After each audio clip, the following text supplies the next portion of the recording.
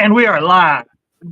I am Cole Clayton, and I have with me Atlas Novak, and this is Last Minute History. How you doing, Atlas? I'm pretty good. I'm eating a banh mi sandwich, which is not Japanese, but my wife made it for me, and it's delicious. But What is it? What is banh mi? so it's like a like Thai dish, Okay.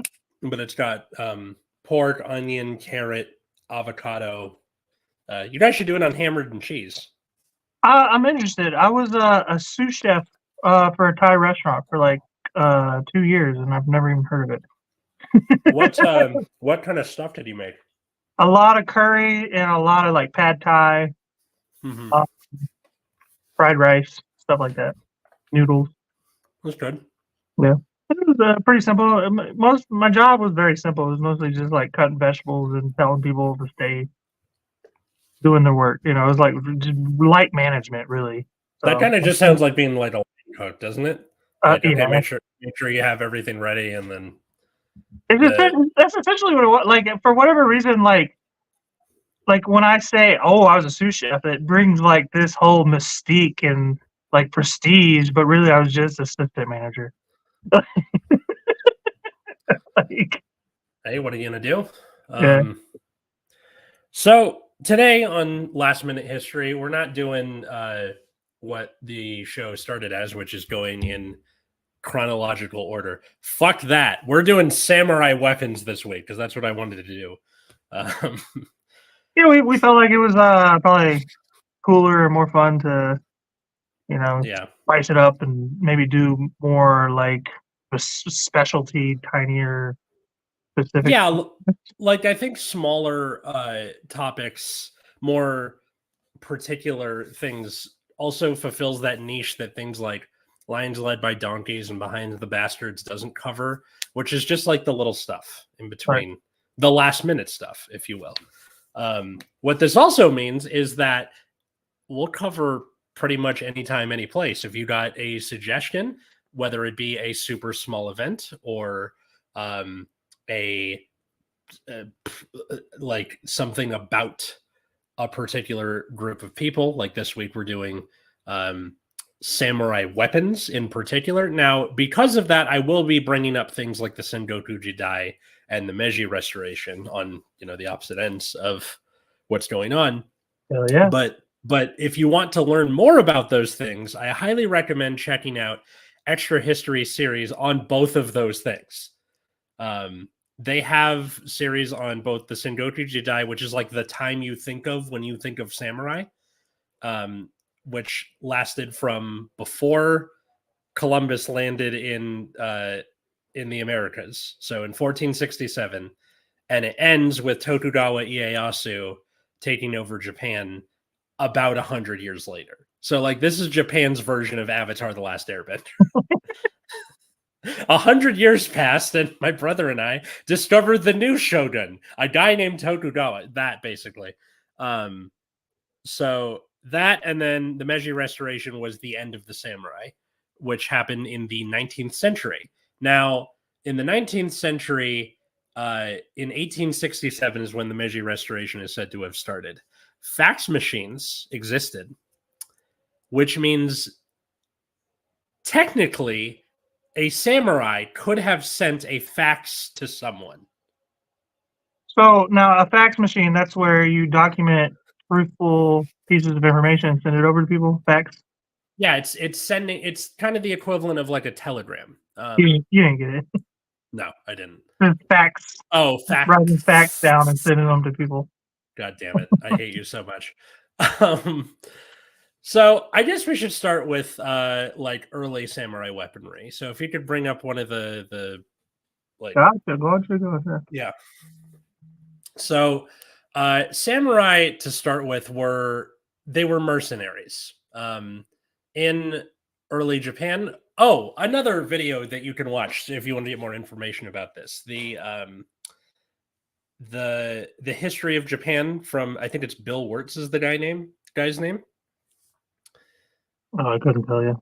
The guy who kind of sings, or he's like, "It's the Cambrian explosion." That guy. So he covers all this real fast. Most of my Japanese culture that I have is anime. If I'm I honest, fucking knew it was anime. God it's like, and it's not even like recent anime. It's like the early 2000s anime and like late 90s, like Dragon Ball, Pokemon, Yu-Gi-Oh. You know what I mean? Like the earliest Asian invasion anime. Like, yeah, not even like My Hero Academia or no. Hunter x Hunter. None of those. Once I got to teenage years, I was like, y'all are weird. People are like watching Bleach and Naruto and all that. I'm like, dude, like, come on, let's talk about girls or something. So one thing to know about Japan as a island, as a area, is that it doesn't have a lot of resources when it comes to iron. Really? This is one of the reasons why Japan behaved the way it did in World War II, where it started conquering all the areas around it, because it needed iron and it needed rubber. So because didn't they bomb America over oil too, like, I guess or Pearl Harbor. Yeah, so it was an oil issue. Well, yeah, they needed oil. The idea was to take over areas in the Philippines, but the U.S. had influence in the Philippines. Right. So the idea was to knock the U.S. out of the war by bombing Pearl Harbor, but they didn't really know our capacity for manufacturing at that point. Crazy. So yeah, that's neither here nor there. So I didn't know that they fucking I didn't know that they bombed us because of lack of information. I didn't know that. That's crazy. Not information, like you mean like lack of information of how? It's not so much that we were good at it and we just didn't tell anybody. It was just underestimating your enemy. Like, right. if we take out at that time, was it known at all by anyone how good at manufacturing we were? Yeah, because we did we did it in World War I too. Right. Okay. We manufactured a lot. We got really rich off of war. Off of war. Yeah. Foreshadowing. Yeah, right. Anyway, back to the topic. Anyway, I bring all that up to say that Japan's iron was not all that plentiful, so it's because of that it gave rise to the katana, which is the folded steel. So you have sword nerds, and yes, these are a thing. Let's see, is the katana anywhere in here? You know, I don't see it. Let's see whatever one we got here. Keep going. Any others? Okay, this one in the middle. It's just a Japanese sword. This is a picture, so, but katana. Yeah, so it's folded steel. So compared to like European iron workers, their swords were just of better quality because of the resources that they had. So they were Japanese smiths were making the best of what they could do with the resources that they had, but it also meant that it gave rise to this culture of putting all that you had into your sword. Right. One of the things that samurai would do to test their sword was, let me see if I can find the name of the action. This comes from sabersmith.com because of course there's a website with that name.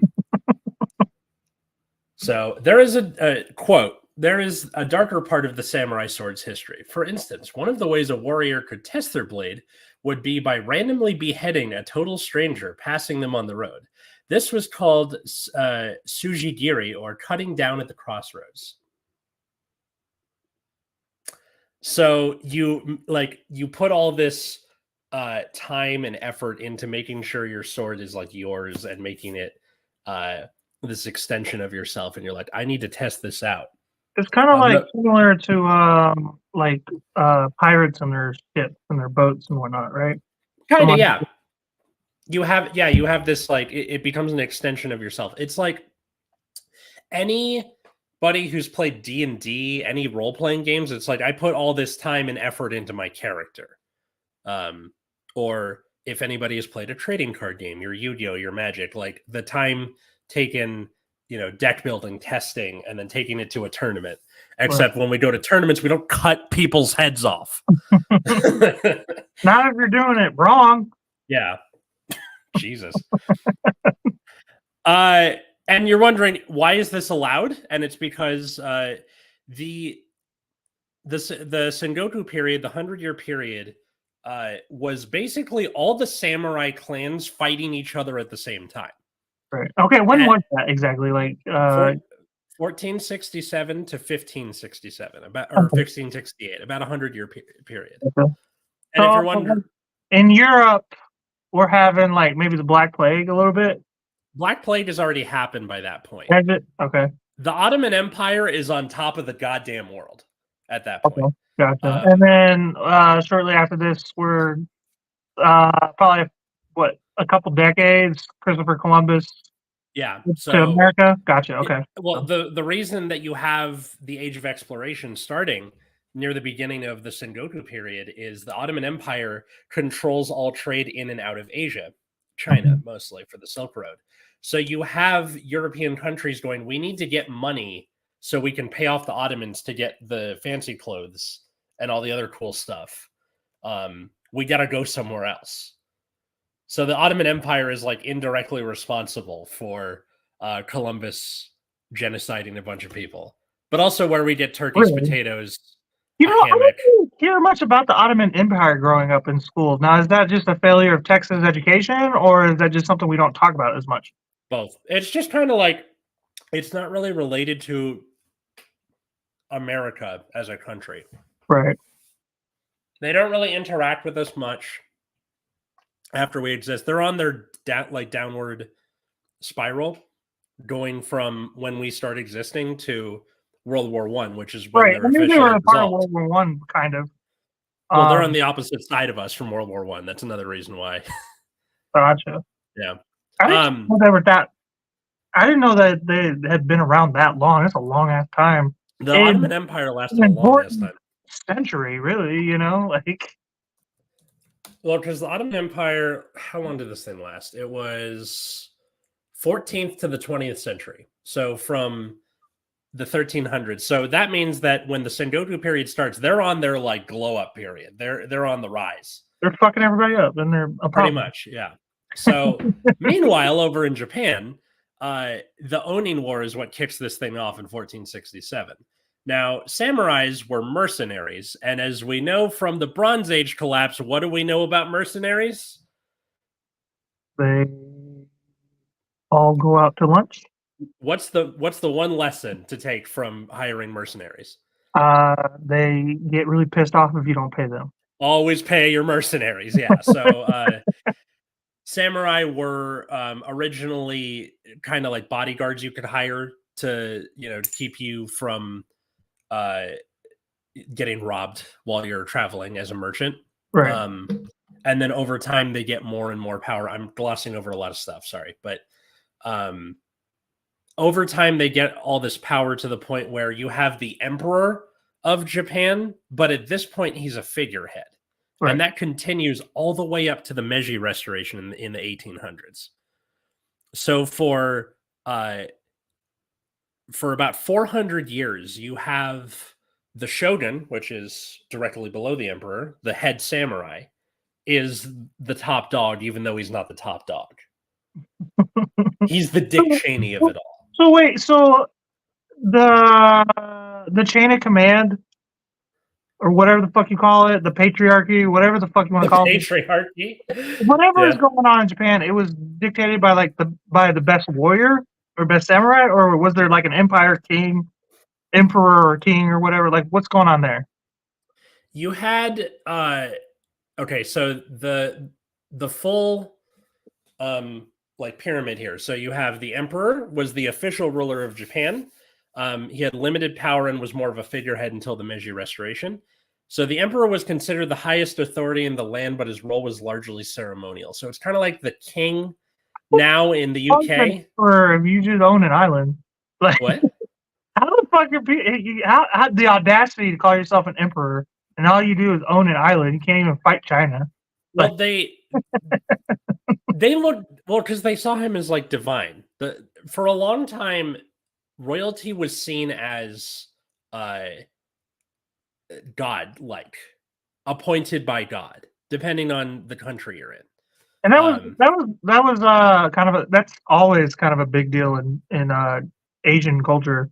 Because even if you look at it not more, just not just Asian, like European, the divine right of kings was a thing in like people like King Henry VIII, and that's I guess, why. like in Europe, you had more people overthrowing kings more often. I Yes, feel like, but in Asian cultures that doesn't happen. Even still, with like North Korea, we still have the leader treated as a god. You know what I mean? Like that. It seems to run pretty deep in that culture. a little bit. I think with North Korea at the least, it's funnier because there's social media Right. and we can make fun of them outside of the Well, yeah, country. they're not allowed to use it though, right? Or do they Yeah. have some kind Well, of fucking North they Korean Facebook or whatever?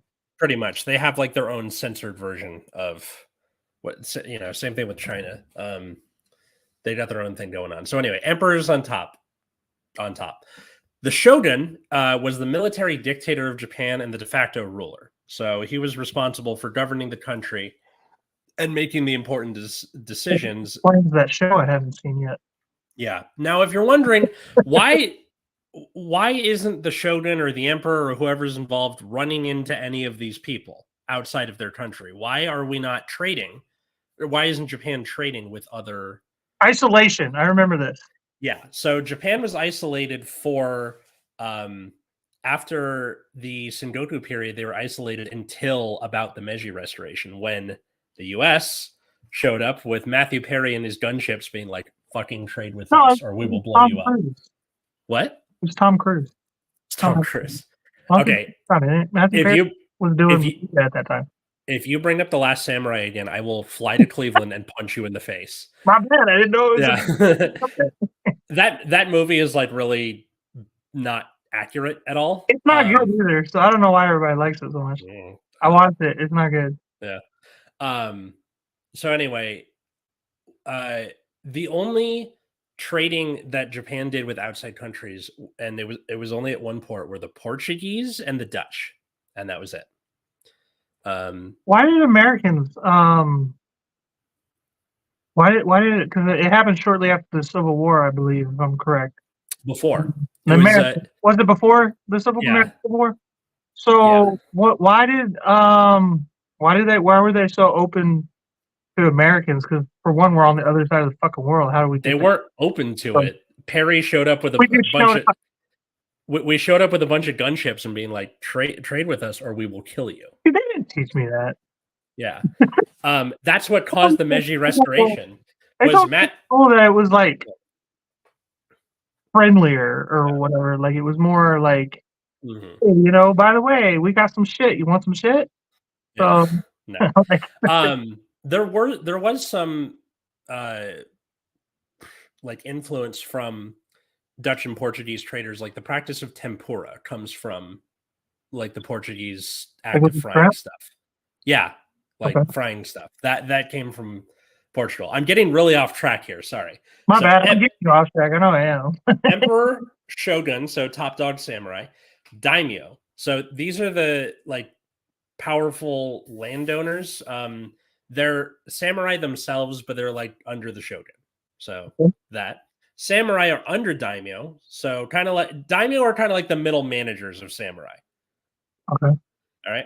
Now, is the emperor, when he becomes the emperor, is it just like based off of like lineage, like everything else, or is he like the best, or was regarded as the best samurai or whatever? Is that what's going on, or? Because Shogun's an emperor. I'm sorry, is a samurai, right? Yeah, the shogun is a samurai, and after the Sengoku period, it is Tokugawa shogun. That's the guy's name. Tokugawa Ieyasu is the guy who takes over Japan to end the Sengoku period. His descendants stay on it until the Meiji Restoration. Oh, so for like 300-ish years, it's Tokugawa rule. Okay, so it is like lineage then after that. Yeah, so both the emperor and the shogun are lineage. Dude, never understood. Like, maybe a couple hundred years ago, I would have, I guess, been as blind as everybody else. But so maybe this is hindsight saying it. But like, lineage doesn't even make sense as like because like you want like a badass or whatever to lead you, you know, who like when you know the who is it? The Mongols show up and start fucking you up, or the Attila the Hun. Yeah. You know somebody who's like knows how to fucking fight, not some dude, not some kid who was born into royalty and wealth his entire life. You know, like it doesn't make Mhm. sense to me. Like, Nepo baby? Is that what you're getting at? what is it? Nepo baby? Nepo babies. Yeah, Yeah. that makes be a king. Like, I like obviously the like the democracy and the American in me where presidents makes the most sense, but like only to the extent that we're not voting in 80-year-old dudes. Like, Mhm. but but yeah, that never made fucking sense. I don't know why more people didn't question that over the course of human history. Mhm. You know that like not even like most of these people. I don't know what was going on in Japan. But like Europe, most of the people were like inbred, you know, like they I'm couldn't fight anyway. Like, There is some amount of, I think inbreeding just goes on until like the 20th century, like all over the world. I'm I don't completely doubt it. guessing this, by I the way. don't fucking doubt it. It seems to Yeah. be a normal thing in Mhm. human history. Fucking weird. Which I guess So, we didn't have science as much, you know, so to tell you, hey, don't do that. Yeah. hey, when I screwed my cousin Dottie, our kid came out with 12 toes. Maybe I shouldn't do that Extra again. balance. Hmm? That's extra balance. The kid was drawn by AI. All right, so Shogun, daimyo, samurai, ronin are samurai without a daimyo. So it's the equivalent of like if a person is unemployed, right? So you're not tied to anyone. You kind of just wander. Um, they they usually were closer to outright mercenaries. This is where you get the trope. Oh no, what is the rising sun doing here? We're talking about samurai weapons, Zaru. So This is uh, the samurai early days of the Rising yeah, Sun. It's not the World War II version. yeah, and also yeah, this would be long before it actually being there, but it's a nice background, right? So yeah, Ronin would kind of wander and would do odd jobs or more likely get hired to kill people. Um, So mercenaries then. Yeah, Basically. they were closer to the mercenary roots, whereas daimyo and actual samurai, there was this like administrative aspect to it. You ruled lands. It was like feudal lords, Okay. just with swords. Wait, that was with feudal lords too, with folded steel swords. Haha. Um, So wait, so how did they get?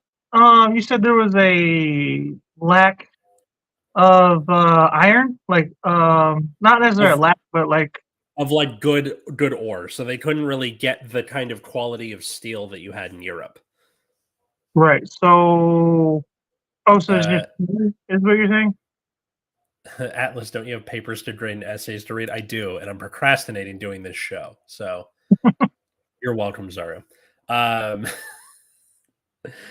but yeah, so under the Ronin, you have peasants, so people who work the land, produce food. Uh, they got shat on just like peasants anywhere else in the world. Uh, that's not really new to you, I'm assuming. Okay. Um, So So under the peasants, you have artisans, so people who make textiles, pottery, metalwork. Um, and then lastly, you had the merchants, so people who sell stuff. This is again part of the reason why they didn't do a lot of trading. The idea of like, oh, we got everything we need right here. Why would I need to trade yeah, with that makes other sense. people? Like you can fish. There's no like um lack of fish. There's you have I guess what like plentiful amount of like cropland and stuff like that. So farmland. Yeah. So like, what did you need? You don't have, and you're kind of secluded. I know you have like boat situations, but like you're kind of secluded.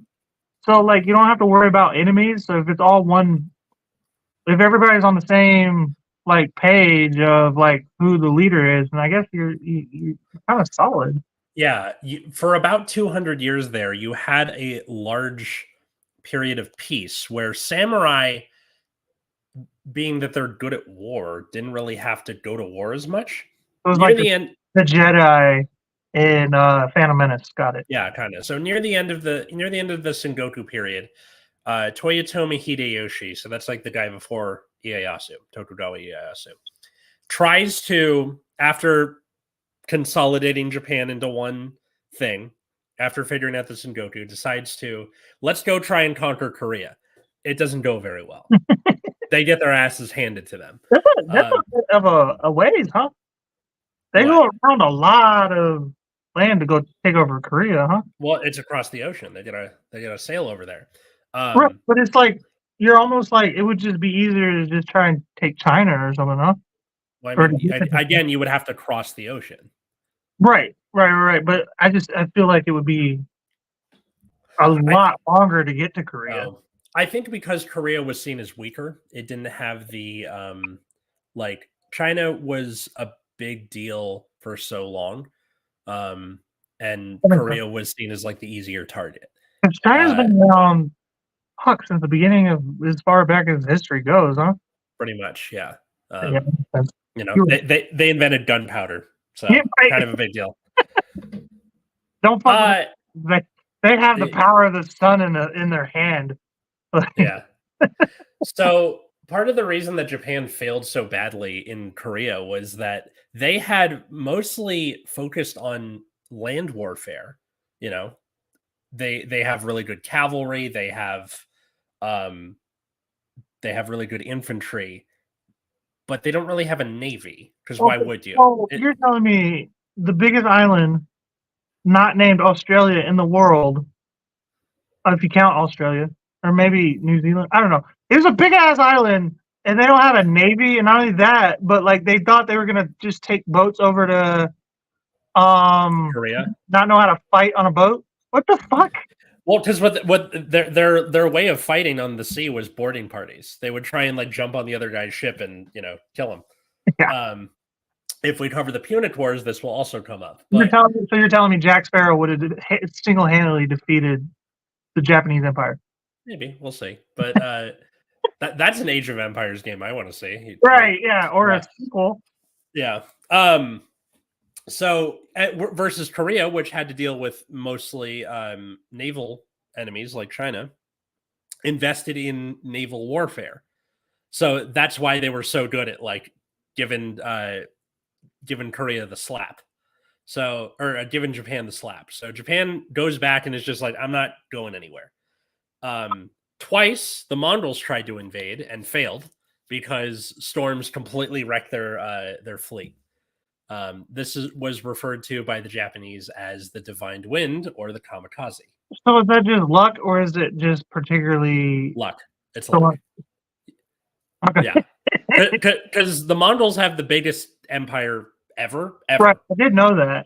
Yeah. Yeah, I wasn't sure if Japan just has fucked up ass storms a lot or what. They just it's a somewhat tropical climate, so you get like weird storms, and they're on a fault line, so earthquakes and stuff like that happen a lot. That makes sense. They have tsunamis often, huh? I don't know about tsunamis, but well, what was that happened in like 2010, 2011, where they had that nuclear power plant bust because of, was it a tsunami or was it an earthquake? 2010 nuclear disaster. 2010, 2011, maybe 2009. I don't think so though. Oh, Fukushima. Yeah, I think so. Fukushima was 2011. You're right. Second worst nuclear accident after Chernobyl. And was it an earthquake or a tsunami? Well, I mean, I guess if it's an earthquake, it's probably going to be a tsunami, huh?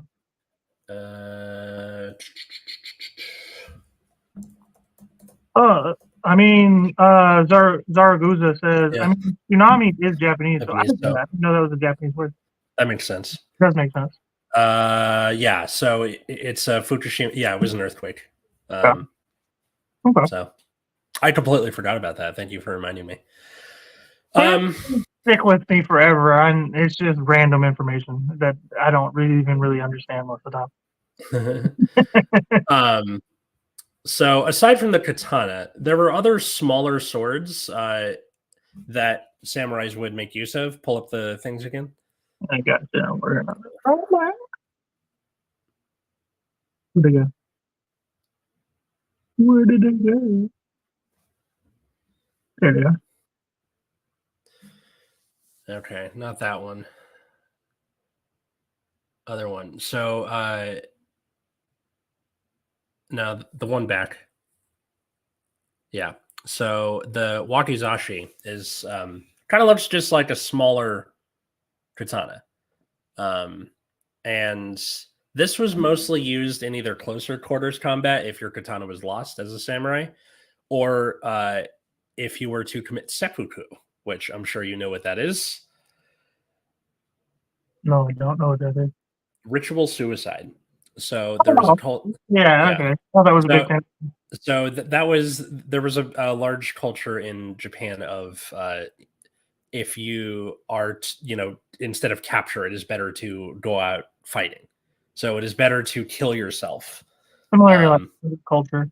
Yeah. Where you go to Valhalla or whatever.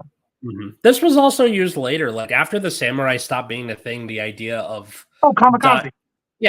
Divine wind. Dying honorably through battle would often like namesake the samurai. Like you guys are samurai by getting in these planes and ramming into ships attacking. That makes sense. Our territory. I wondered if there was a connection to kamikaze and the I guess suicide culture of samurais. Mm-hmm. So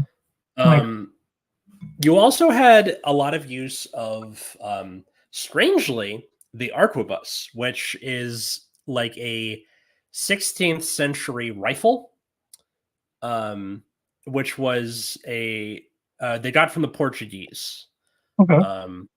So you said the Portuguese and Turkey were the only two countries they. No, Portugal and the Dutch were the only two that they traded with until, and because they're kind of far too. You think that so they just don't fuck with Asia? Why these Western countries? In Portugal's case, you had people like Magellan who were circumnavigating the world at that time. Okay. So they would have landed on Japan at some point. I think in regards to why they were like, okay, we'll trade with you instead of get the fuck out of here, was they were mostly, I think, amiable enough. Well, Magellan was supposedly like decked out, right? Like he looked good. Like he was like, pimped out. So like he was last minute history lore. Does that mean you had a samurai and Magellan boning each other? Because I need to see that fan art. Well, right, but that's what I'm saying though. Like, so when he showed up on his little boat or whatever, they're like, "This motherfucker looks fly as hell." Like, what you got?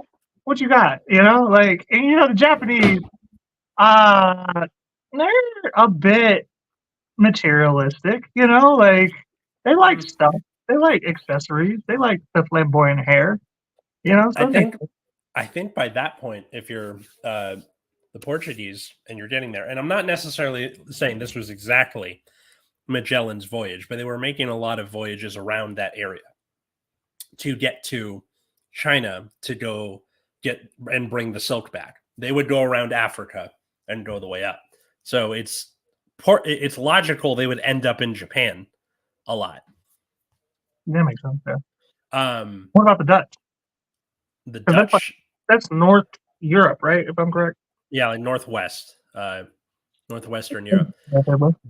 They were just money hungry assholes, so they went everywhere. The Dutch East India Company, but I don't really know what the exact reason is. It says here that the Portuguese landed at the first time by accident. Well, that's the thing. So maybe they were like, "Please, for the love of God, help us. We will." Y'all got any fruit or something? I got scurvy on the real. We'll But, teach you how to fry things, please. Like, help us. yeah. They're like, we got tempura. What do you mean Yeah. fries? So usually when you think of a samurai, you don't think of guns, right? Not really. No. You think swords, you think shuriken, China. When I think of the Chinese, the old Chinese, I don't even think of guns. That's the funny. I think of it as more a colonial British time. Is the weird part. yeah. You know, the Chinese invented all that shit, fireworks, all that stuff. Mm-hmm. You know, So fireworks are considered an American thing. That's the funny part. China also invented that. You know, so by the latter part of the Sengoku period, the Portuguese were showing up with the gunpowder that they got from China. yeah. They would use for the arquebus, which was like a shittier rifle. So usually how you would have assassinations work is ninja, which again you could hire mercenaries, Right. would like show up in a tree, have two fully loaded arquebuses, The stars. not the stars, Oh, but and if you remember, you would have to like pack the gunpowder in. This isn't on the picture, the arquebus.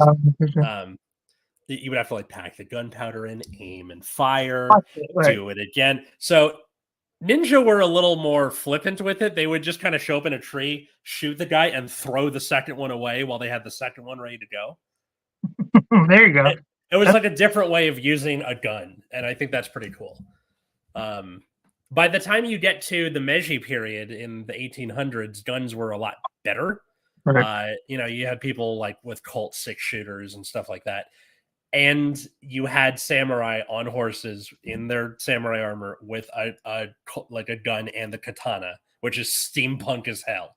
This would be like a badass like B movie. I'm not even gonna lie. Like, yeah, we could get like Tom Hardy in or something. You know? Oh hell yeah! Oh yeah! The guy who directed Bullet Train, get him to do this. There we go. Bullet Train. Yeah. The whole cast back from Bullet Train, as a matter of fact. So Steampunk samurai. Japan was an early adopter of the arquebus as a weapon. So when people see ninja or samurai as kind of like it's an ancient art. No, fuck you. They were using guns. Like it's awesome. Yeah, we got all these cowboys from the Western, and we got all these movies of West. Yeah. How the fuck do we have a Japanese samurai Western? I guess if that's the case, if they had samurais on horses with guns, that's just a Western in Tokyo. Like that sounds dope as hell. Like, imagine putting the Duke or what's his name? Fuck. The old guy. He did Gran Torino. I can't remember his name right now. Did who? Gran Torino and Pale Rider and all that. Oh, this is gonna kill me. Yeah, Clint Eastwood. That's the one. But imagine Clint Eastwood back in the day being like having to fight a samurai on a horse with a gun. You know? Hang on. Pale Rider in Tokyo. That sounds kind of dope. It's like a dope name. Somebody in my friend group had this idea for a D&D campaign. I'm interested. I play D&D. I'm a dungeon master. Did you know that? All right. So Victorian England happens between 1837 and 1901. Foreshadowing for our next week's episode, by the way. The American Old West is from 1803 to 1912. The Meiji Restoration from 1868 to 1912. And the French privateering in the Gulf of Mexico ended around 1830. So you have a party of a Victorian gentleman thief, an Old West gunslinger, a disgraced former samurai, and an elderly French pirate. Oh yeah! How cool would that be? Holy fuck! Yeah, that should be a movie, like on a TV show. Yeah.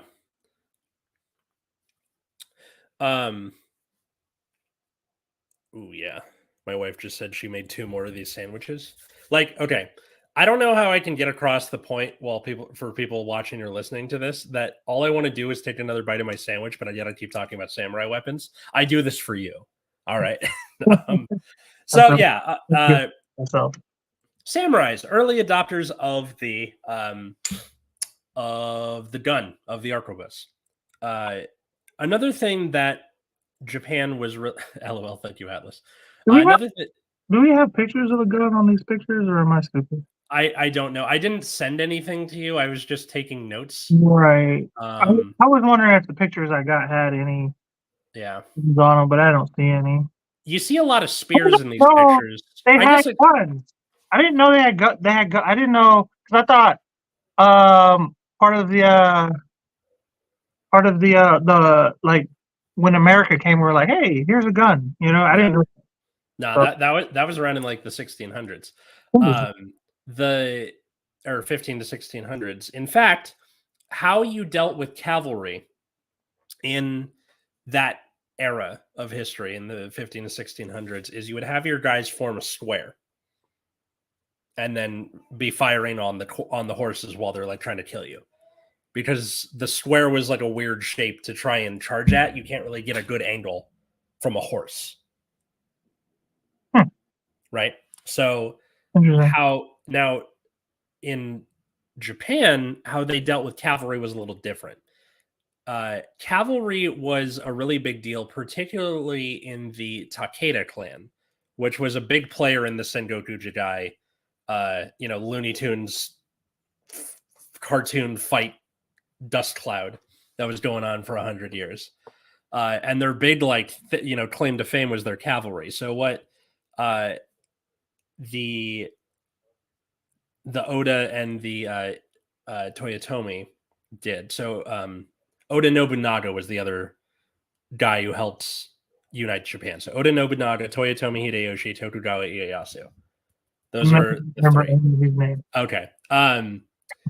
But so how they would do it was, instead of doing the square like we were seeing in Europe, they would throw up like a loose bamboo fence, so like a couple feet wide, couple feet tall, and do a bunch of them. So when the cavalry would come down, they would get like, we can't go over the fence, we can't go through the fence, you got to go around the fence, and then you're kind of running into each other, and you get like a horse traffic jam. And that's where the Yari comes in, and I think that's in one of the pictures. So the Yari was this big, long infantry spear with a curved top. Not the longbow, is it? No.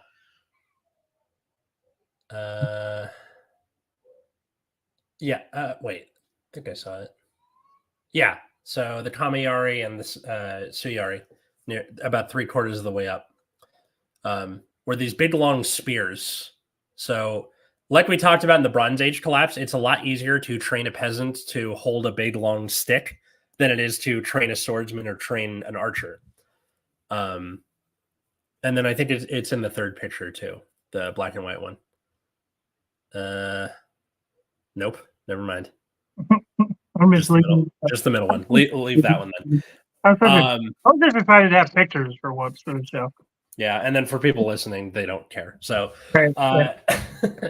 but so the Yari was like a big long spear. You give it to a bunch of peasants, and they go, okay, so you see this thing you're holding, put it in that guy's chest. Seems pretty good.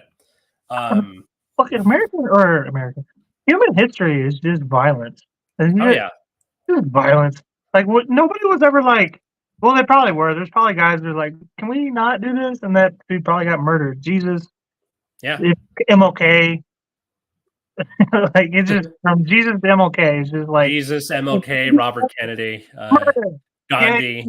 Yeah, Gandhi. Yeah, you're right. John Lennon, which was an isolated incident, but yeah. I mean, we brought it up in the Mesopotamia episode, but the three things every human civilization figures out: how to fry things, how to make swords, and how to drink. Always. Sake, that's a big thing in Japan, yep. huh? Okay. Sake. So after the Sengoku period, you had about 200 years of relative peace. You didn't really have anybody coming to get them. Nobody came to Japan and was like, hey, you got to open up the country to us. Now, was this before or after the Mongols got fucked up by the storms? After. Okay. So that's something I want to bring up. Are you telling me that Japan just has a long history of sucking at war? Like, because they got fucked up against Korea. They really only got lucky against the Mongols, and then they tried to, they like horribly assumed that, oh, we fucked up that little island in the Pacific. That's America, right? And then we came They're back really okay. with They're worst really bombs any human could drop on somebody. Like they make mistakes, bro. War is not their here's the thing. defense. It sounds like it's not. They're really good at war against themselves. The fact that they managed to do the Sengoku Jidai for 100 years without completely collapsing, the country somehow managed to, you know, remain relatively stable. I think if there was an outside force coming to Like what? they were just successfully they were successful at oppression essentially of their own people. Is what you're telling me? Not or just like we want to go conquer the capital. Oh, but as soon as I leave my province, this other clan comes to get me. The reason that the Oda helped win the Sengoku Jidai was they were turned to their neighbor and were like, "Please form an alliance with me." Okay. That's kind of what ended it. Was the Fascism. what? So fascism. No, the thing that helped end the Sengoku Jidai was a samurai clan having the wherewithal, and especially this is against samurai honor, to admit any weakness, to turn to their neighbors and be like, "Please help. I need your help." So And that's they kind of swallowed their pride. Is what you're saying? yes, exactly. That's what helped unify the country. Because otherwise, if you tried to leave your province, someone would come in. You have to go back to defend your province, Yeah. and so on and so forth Yeah. for 100 years. So between that and the 1800s, you have like 200-ish years of relative peace. Everything's going pretty well. You had like not freedom of the press, but it was generally okay-ish. You know, you had things like I don't want to like look white while trying to explain Japanese culture. You know what I mean? Like I don't want to like in a dimly lit room. I'm trying not to shoot myself in the foot here. Just go watch Extra History's End of the Samurai, and they're better at this than we are. Go watch So, Toast to Putin. so 1853, Matthew Perry, against orders from the U.S. By the way, he just kind of did this because he's a dick. Went to Japan with all his gunships and was like, "Open the fucking country, or we will bomb you." And Japan didn't really have an answer for this. They knew they were cooked. Right. So they opened the country. And that's what led to the samurai warrior class, this class that ruled the country both in name and in practice for hundreds of years, having modern technology and people from other countries coming in and having to deal with foreigners for the first time in hundreds of years on a like large scale. This was Americans, right? Yeah, American. Well, you had British. Well, started it though. Everybody, Yeah. sure, because they became like a trade ally for a while. Mm-hmm. Were they involved in World War One? Japan? Yeah, they were. Oh, So they were frustrated with that, and that's what leads to the Satsuma Rebellion, which is finally the last part of the samurai, like as a class, as a warrior class, as a ruling class. And the reason for that was Emperor Meiji, and that was a name he took when he decided to do this, was saw Perry and the Gunships, which, by the way, awesome band name, right? Perry and the Gunships. Perry and the Gunships. It definitely sounds like kind of more like a metal like bluegrass type of like. Oh yeah. Like we're heavy, but we're still a little country. Yeah, definitely. So they recognized that they were cooked. So they asked for help from European countries. So you had advisors from France, from the UK, from the Dutch, from Portugal, from Spain, from like areas all over Europe, just to like reform the army. And the army is what took down the samurai. So before, samurai were the army, and now it was a professionally trained army that took down the samurai. Right. And how they did that was with artillery. Well, yeah. because they had guns before, but they didn't have fucking big guns. Cannon. Cannon. Right? The last of the samurai were seen, weirdly enough, on my birthday, February 19th. It's 1871, I think. Samurai aren't even a thing is like just as a trying to think of the word like a formality anymore. What do you mean as a formality? Kind of like how the English still have knights. Kind of not, yeah. Like obviously you still have art depicting samurai. It's not like they tried to pretend they didn't exist, but you don't have them. But it's not. As, It's like a camaraderie. Like, oh, you're a samurai, and you're just a guy in the military, really, or whatever. Yeah, you just worked for the military because they knew they had to like Japan knew it had to modernize and fast because they saw Perry and the Gunships and were like, we have to do something. We can't just be colonized, like because they were seeing what was happening to China, and to Korea and the Philippines, where they were being colonized by Western powers. So Japan, by trying to prevent becoming shit, yeah, I realize Americans were colonizers. I just put that together right now. Yeah, just thought of it. Like I'm sitting there thinking Hawaii, Alaska, the Philippines, Guam, all the Caribbean, Puerto Rico. Holy shit, Puerto Rico. Yeah, I didn't realize. Dominican Republic. Yeah, what the English did. What we got pissed off at the English for. I didn't realize that. That's not possible. This is not. We need to reteach history, Alice. If we ever have my old professor Michael Hawkins on this show, he knows a lot more about the whole American Empire thing than I do. So yeah, we should definitely have him on this. Have his own like episode and talk about whatever he wants. That'd be cool. Sorry, 1877 is is when like the big decisive battle of the Satsuma Rebellion happens. Okay. It officially ends that following September. Anyway, I'm getting off track. But with Japan modernizing, you move away from samurai, from like, this big guy on a horse with the sword to, or the guy on the horse with the sword and the Colt revolver, to learning how to fire your riflemen in lines. Not the arquebus. This is a couple hundred years later, so rifles are better. You don't have to do like tamping the stick in. You can just right. So learning riflemen to fire in lines. You have artillery supporting. You have you still have spearmen, but a little less so. And you also start working toward like an actual navy, which leads to the Russo-Japanese War. What do you know about the Russo-Japanese War, my good friend? I've heard of it. So in 1905, Japan is controlling territory on, where is it? Where's Port Arthur?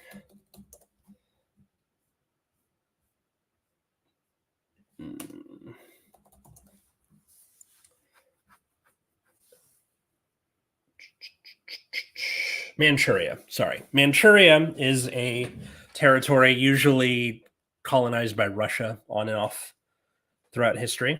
And one of the things Russia loves to have is a port on a warm ocean.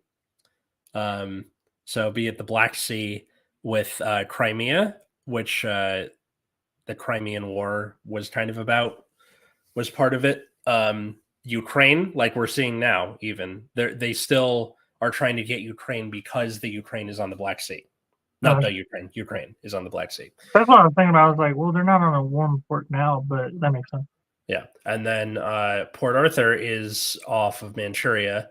And the Battle of Port Arthur was the start of the Russo-Japanese War from 1904 to 1905.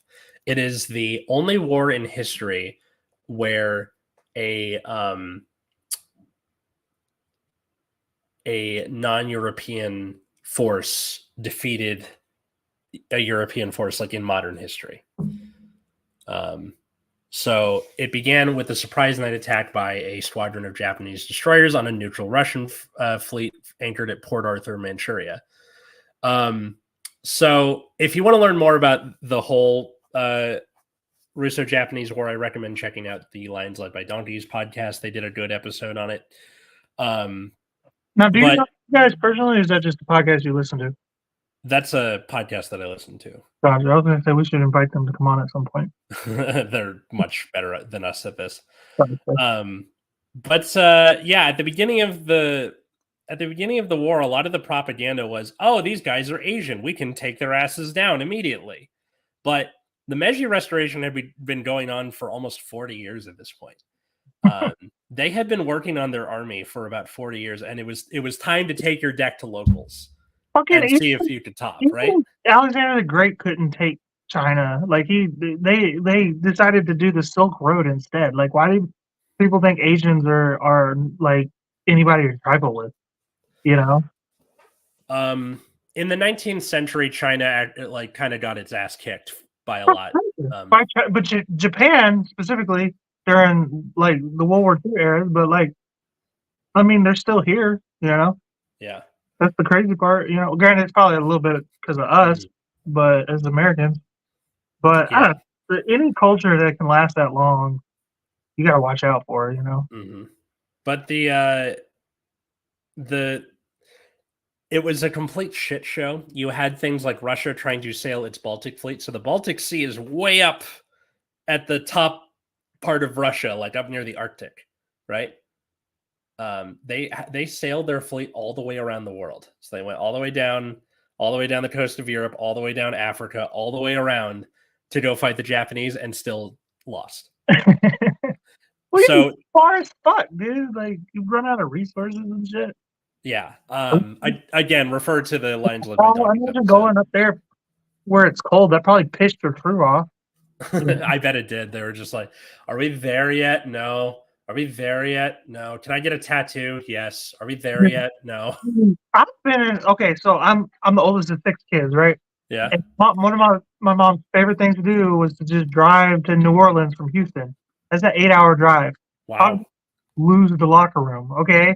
Now I can only imagine what those guys are going through. You know what I mean? Going across the entire fucking world, seeing all kinds of different weather, not really even getting off their ship.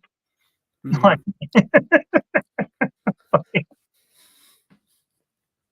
you don't even have anything to say. Just so dumb.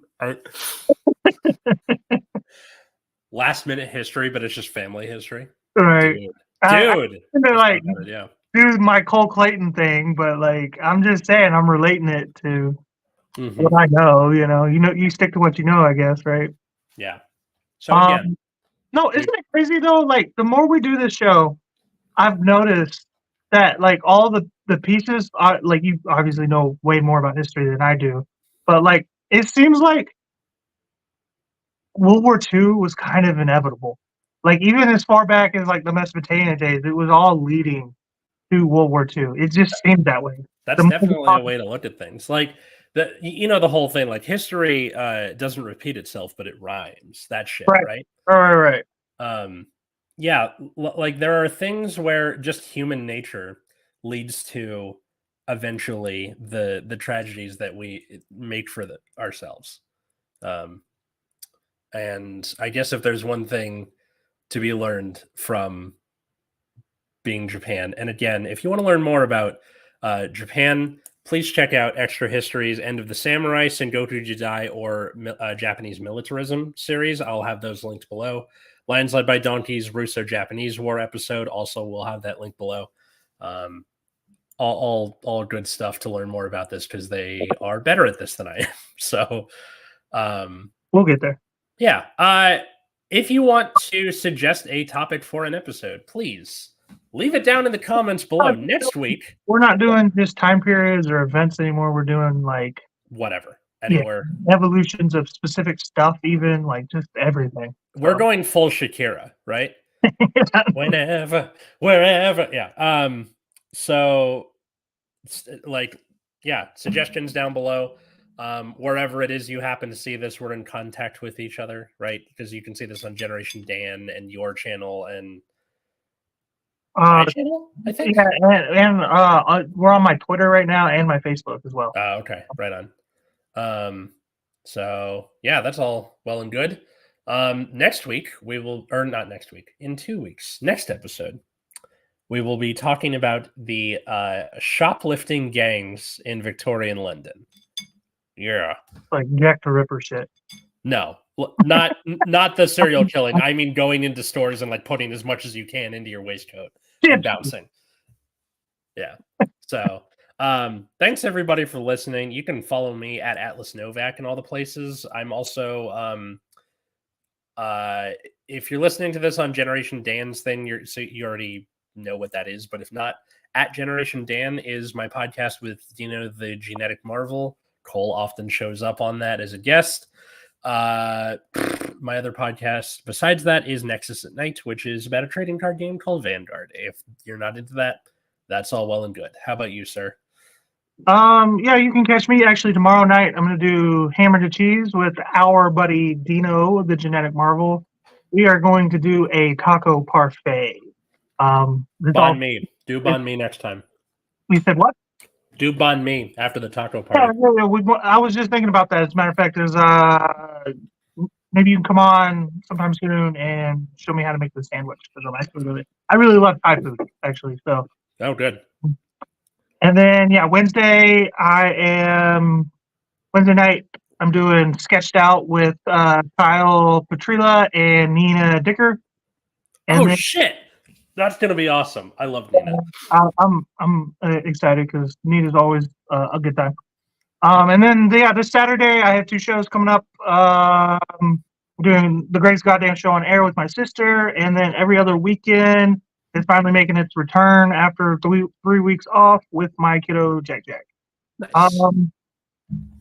As far as that, you can see us in 2 weeks to do our shoplifting games in the UK. Appreciate it, and bye. Bye.